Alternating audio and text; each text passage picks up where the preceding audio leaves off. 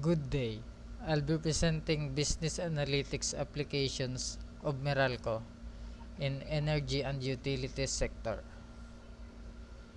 Meralco or Manila Electric Company is the largest electric power distribution company in the Philippines, serving Metro Manila and several nearby provinces.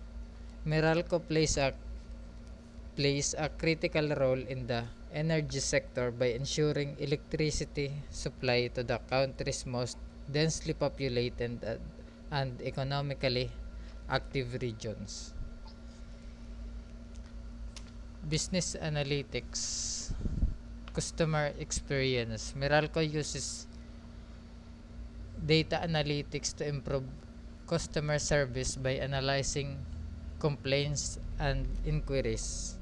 This helps reduce turnaround times for service delivery, improving overall customer satisfaction. Operational efficiency.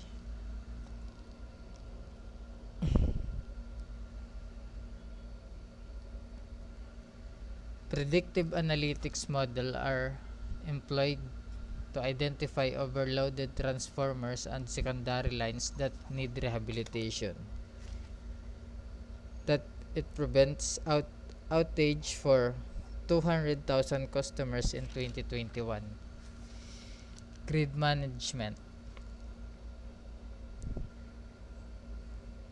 Machine learning models predict equipment's failures which minimizes downtime, helping optimize the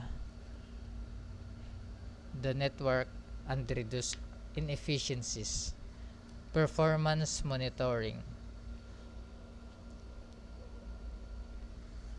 Meralco's M-Wing dashboard provides a centralized platform for tracking key performance indicators, enabling the company to make data-driven decisions and report metrics to stakeholders.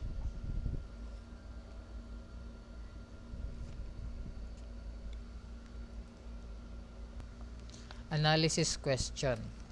How does business analytics improve organizational inefficiencies of your chosen businesses?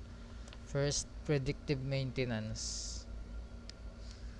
This reduces unplanned outages, extends the life of assets, and ensures continuous power supply.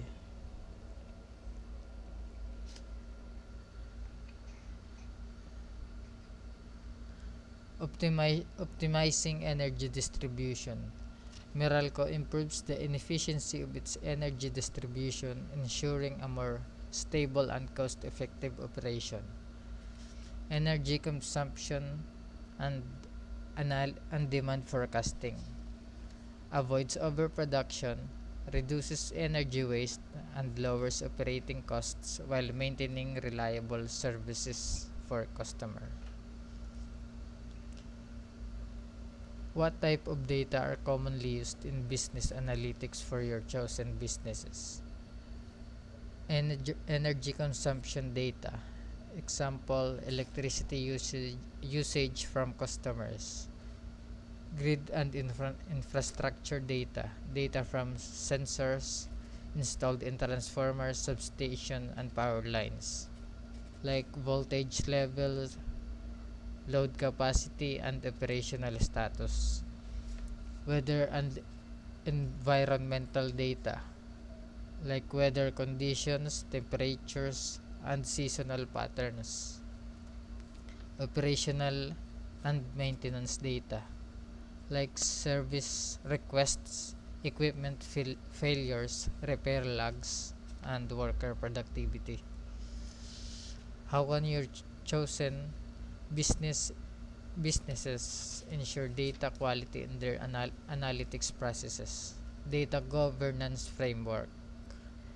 It by creating policies and standards for data management, including data ownership, security, and quality control. Data validation and cleaning.